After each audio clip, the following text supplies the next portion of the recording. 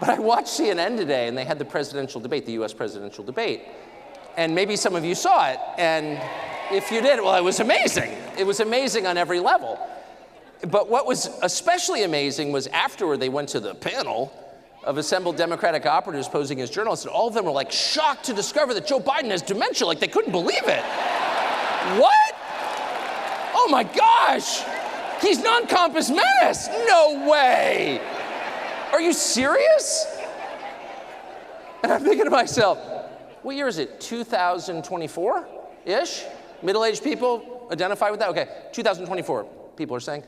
It was 2019 that I heard from a friend of mine who was friends with his sister, Val, that the family was very upset because Joe has dementia and he's running for president. And, well, I said this on TV, by the way, at the time, and was denounced as a racist or something. I mean, everything, in the United States, like, that's just like the all-purpose term for shut up. Racist! It's like, I think he's white. Shut up, racist! Okay, anyway,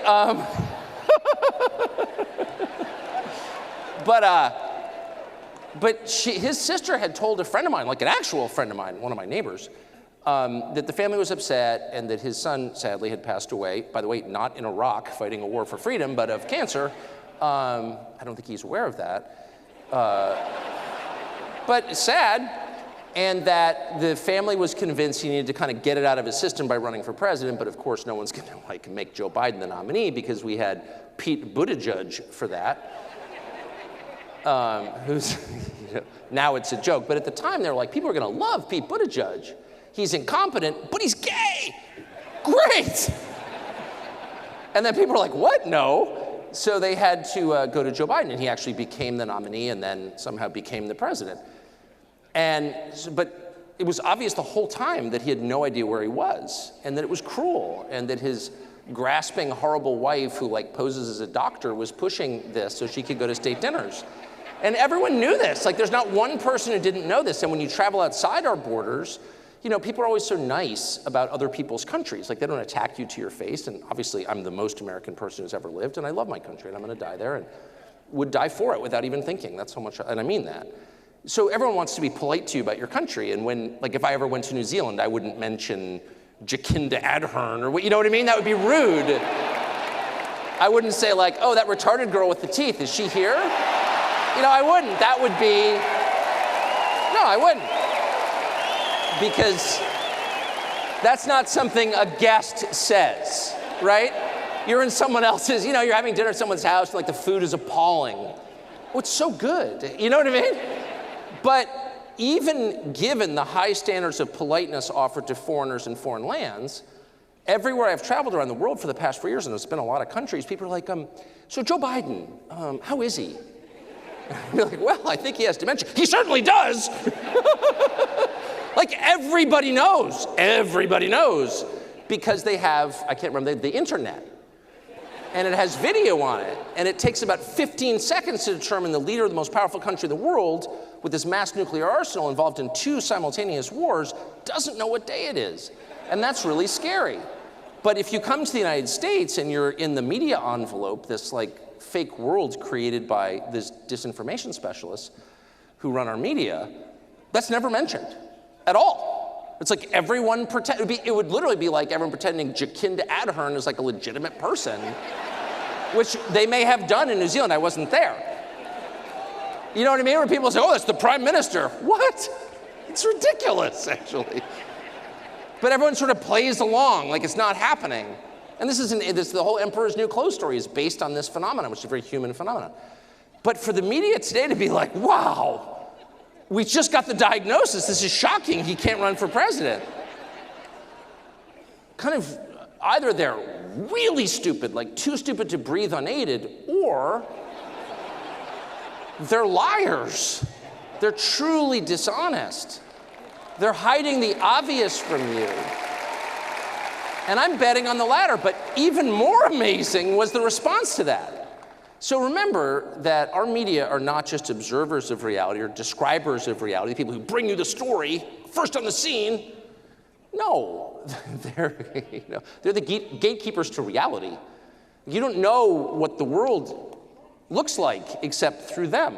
Like, they are the pipeline through which all information flows. And in the United States, they're political actors. They work for a political party, in effect, if not officially. Like they all work for the Democratic Party. And the Democratic Party, and I think this is probably true here, has one mission this season, which is to save democracy, which is gravely in peril, you may have heard, by Vladimir Putin, who is ending our democracy, somehow. And don't laugh. What are you Putin lovers? Anyway, yeah, okay. That's fine, I don't care. It's not my president. You can love anyone you want, as far as I'm concerned, because I believe in, the autonomy of man. You can have your own opinions. But the point is, in my country, and probably here, the self-described mission of everyone in the media is to save democracy, and democracy, simply defined, is the idea that the people own their country.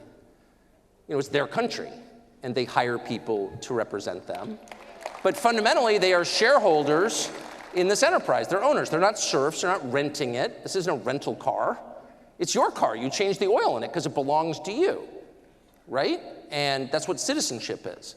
And so in a democracy, you don't have to do everything the majority wants every moment, but over time, if what you're doing bears no relationship to what the majority wants, then you know for a fact it's not democracy. And you can try to convince people of things. You can say, well, you want this, but I think you should want that, and here's why. But you can't ignore them, or else it's not a democracy. It's an oligarchy.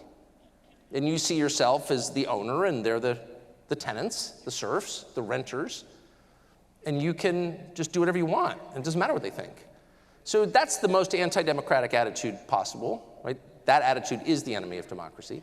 And all of a sudden today, these defenders of democracy are like, well, obviously Joe Biden's got Alzheimer's, and he's super unpopular, he can't win, therefore we need to replace him. And it's like, wait a second, he was already elected in the biggest landslide ever. I don't know if you knew that. Like, he got over 1 billion votes, in our country. He got more votes than Black Jesus. And because he's just so unbelievably popular, people just love Joe Biden. It was a landslide, literally a landslide in 2020.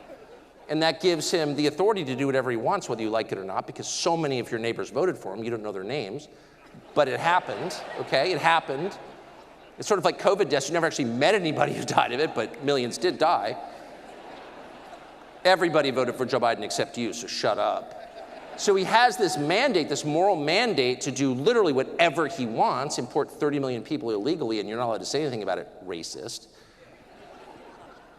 And yet, at the same time, and then Democratic primary voters, just like the other day in our system, the members of the party vote for their nominee. He's elected by his own party. People actually went to the polls and cast a ballot for him.